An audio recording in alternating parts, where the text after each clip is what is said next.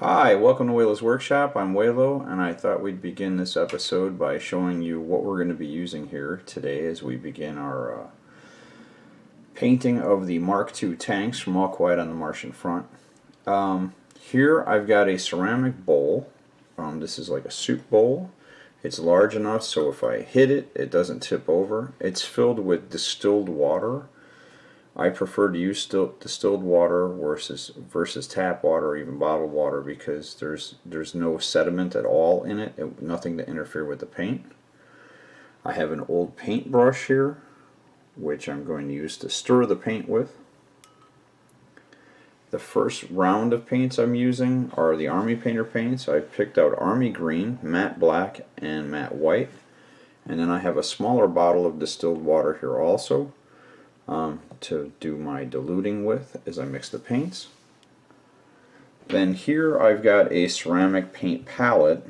These are nice because, again, like the ceramic bowl, the ceramic palette will clean up real easy when you're done. This particular one comes with a lid, so like a protective dust cover, so I just put that on here, stack up the empty bowl on top, and I'm usually good to go.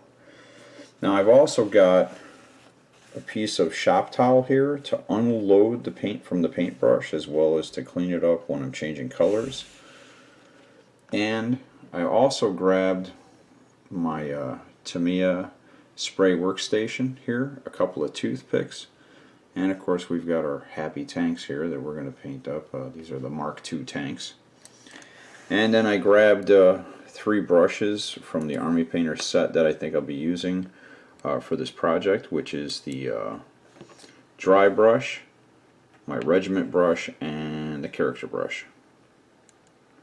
So that should be all I need for that. I'm going to go ahead and mount the camera now onto a base, and we'll start working on our first tank. And I'm going to go through the process of how we mix up the paints here and go ahead and show you the dilution ratio and everything like that. So hold on one second, we'll be right back.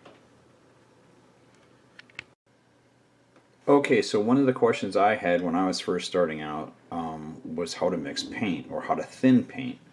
What I didn't realize initially was that if you're using a dropper bottle like this, or even if you're using a paint pot like Games Workshop comes with, you need to thin that paint out. Now, because this is acrylic, this is a water-based paint, and you can use water to thin it out. So what I've got in this bottle here is just plain distilled water, much like I have in the pot I'm using to rinse my brushes. So what you want to do is you want to thin this paint. This paint comes out far too thick, and I'll show you how thick this is. This paint comes out much thicker than what you're going to apply with. I'm going to put 4 drops here. So now if I was going to mix this up evenly, this would be 4 drops of paint, and at a 1-to-1 ratio that would be 4 drops then of water. And then what I'm going to do is I'm going to go ahead and mix that up with my mixing brush. This is just an old starter brush from Citadel that I've had forever, and I'm going to go ahead and mix that up. And what I'm looking for is a consistency of, like you're going to hear everybody talk about, is 2% milk. So if that doesn't come out that way, or if this seems a little bit thicker, because depending on the color that you're picking, a lot of people have questions about that too, is why is the paint so thick from one company and not as thick from another, or whatever, or what have you. Why is it different within the color range? Why is one bottle good and one bottle bad, or so it seems? This is not an absolute. What we're looking for is just to get it thin enough where it isn't so runny or soupy, but it does flow on nicely. And what we're looking for is that flow.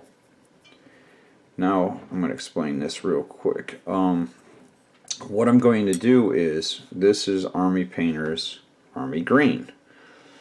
And what I want to do is, for the base coat of these tanks, I want to make it a shade darker than this. So what I'm going to do is I'm going to add in a little bit of black into the green that I've just put here to give it a darker shade. So that'll be my base coat. Then my second coat is going to go on as pure Army Green, And in the last coat, I'm going to go in ahead and mix up a little bit of matte white.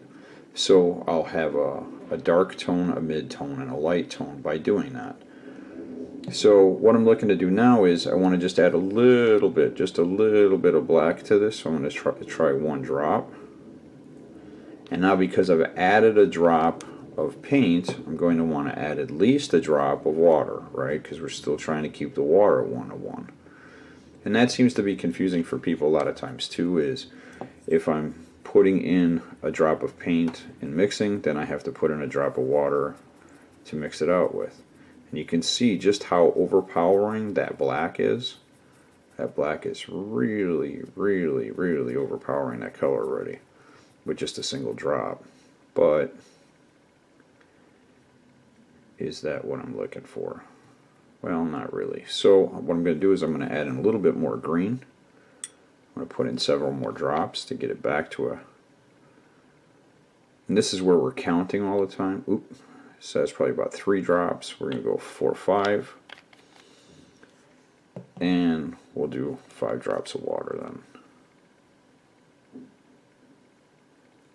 That looked more like 6, but there you go. A little nervous being on camera here. So now I'm going to mix in that green tone again. I'm going to try to get that color mixed in here real well. And again, we're trying to keep that nice thinned out color.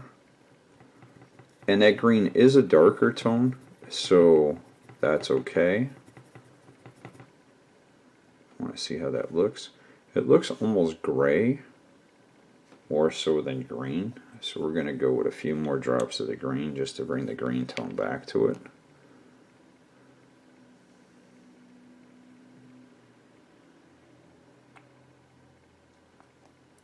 So that was 4 drops. We're going to put in 4 drops of water. Remember, I've got to mix up enough of this color to cover all 3 of these tanks. So you think like, uh-oh, he's making way too much paint. Well, in actuality, no, because we got to do a couple of coats on each of these tanks, so this should be fine. So now my flow is good. My color is mixed, and it almost looks like gray primer, don't it? But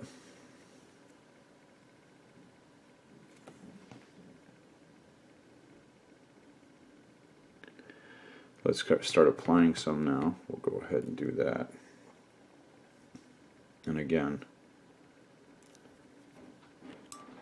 another thing that you need to remember to do when you're painting is if you've used a brush treatment, like I use Master's brush cleaner on here, it helps form the tip here of this, but it's also like a dried soap that's on here, so this becomes brittle.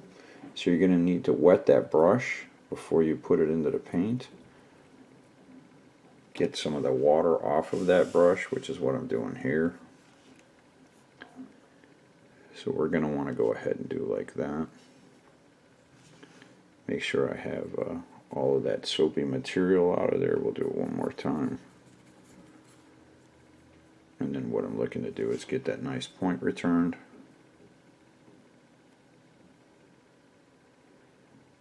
Using the nook of my finger there, that's how I do it. Some people lick them. Don't really want to lick them. Now let me show you real quick what I'm going to do here as far as the tank goes. The tank, I've left the turrets loose, just so when the tank is defeated, you're going to kind of do one of these things and lay it on top and show it's knocked out. So in order to paint these, what I'm going to do is I'm going to put on these on a toothpick. This way I can go ahead and apply that paint. I'm also using the Tamiya stand so that I can start on the bottom of these first. Now you want to start applying paint if you're mixing colors the way I am and you're not painting straight from what comes in the bottle. You're going to want to see how that color goes on.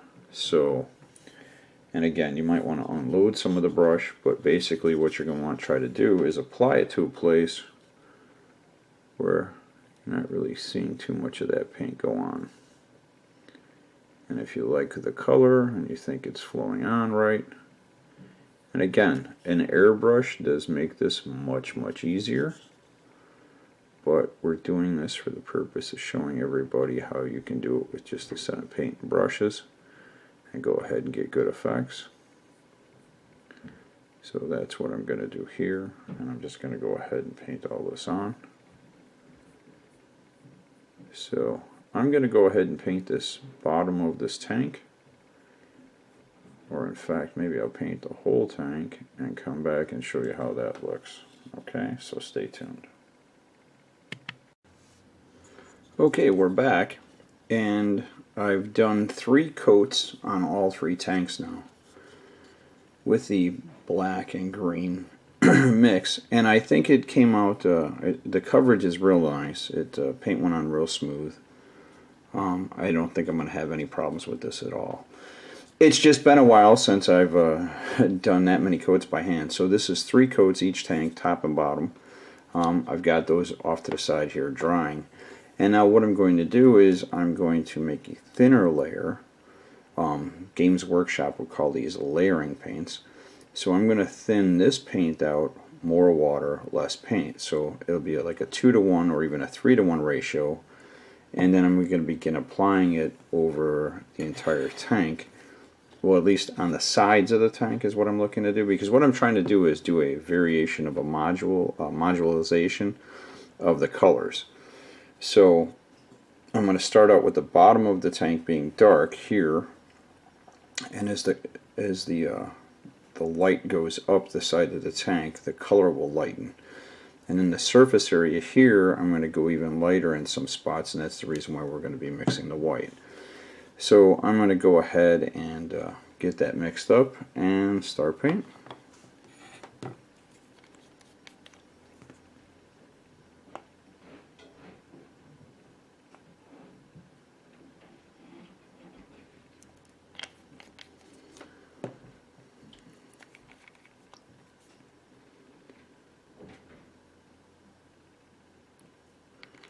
Now again, like I was saying, this is going to be a layering. So this is going to be thinner. You can see that's a lot thinner. Maybe want to make it a little bit thinner than that. It still seems a little thick.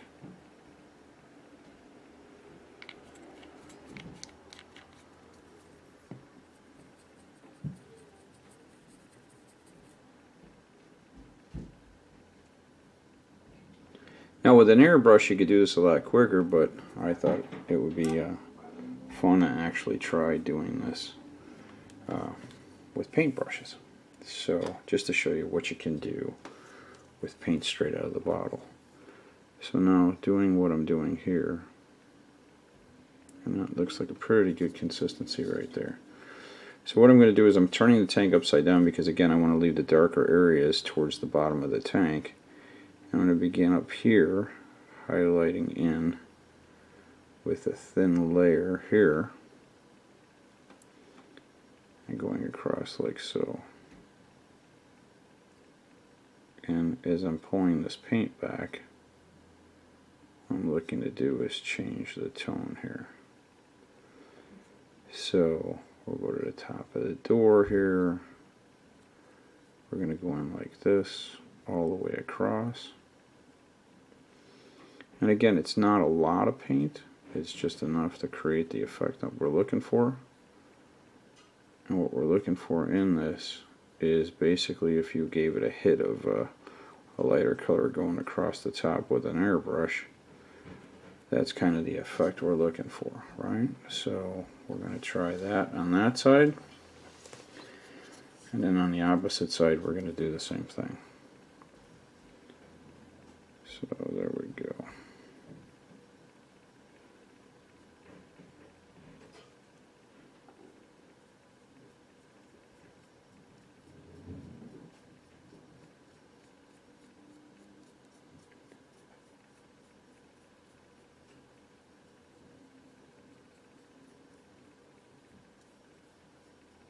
We don't want it to pool too much, we just want to get a nice thin layering going here.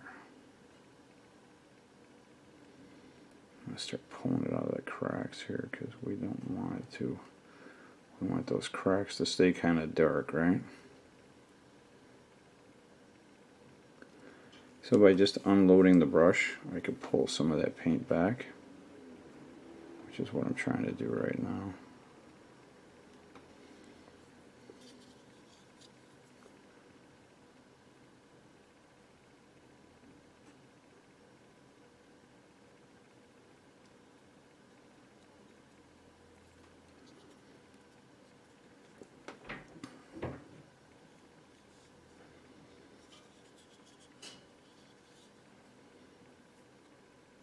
And now we'll go on to the next tank and let that dry.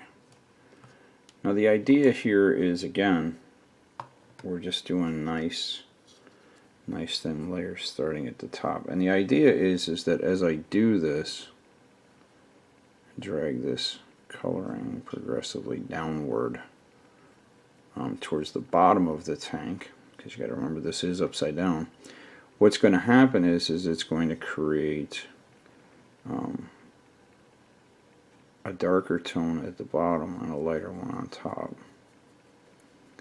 Now again, you could probably do this really fast with an airbrush, and with a paintbrush it's probably going to take a lot longer. But again, I'm committed to doing this all with brushes and Army Painter paint, so I'm just going to try to show you how that effect will come out in the long run. Yeah? That's why we're here 3 shows a day. No, I'm kidding. This is what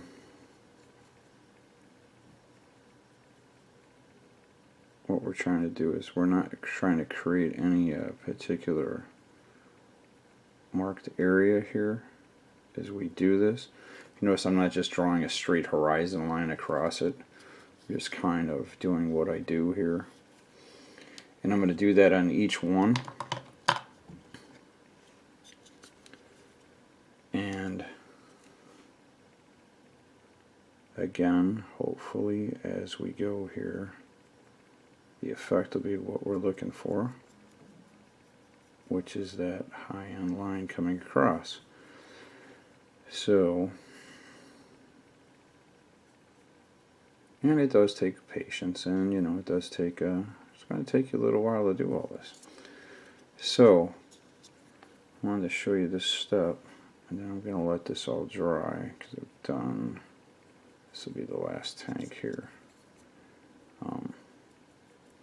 But the idea being is that I'm going to build up a layer here, and then another layer, and then another layer, and then another layer. And as I go, because I've started here, I'm trying to get this as, I don't want it too dark because I don't want to overpower everything. But what I'm trying to do is create a natural line of differentiation there. And what's going to happen is, as you do this, and as I take that color down further, so you can see as this is drying, what's happening there. Now as I take this color down further and draw back further, this will become even brighter while that darker tone will stay. So you're going real thin layering, layer after layer. And again, like I said, you can do this with an airbrush. It does work better probably with an airbrush than what I'm doing, but I just wanted to show you that you can do those types of color modulations with a little bit of paint like we're doing here. Okay, so we've finished the second layer here. Now what I want you to see is how that turned out. The modulation here, as you could see, because I painted upside down, I kind of did a lighter to darker.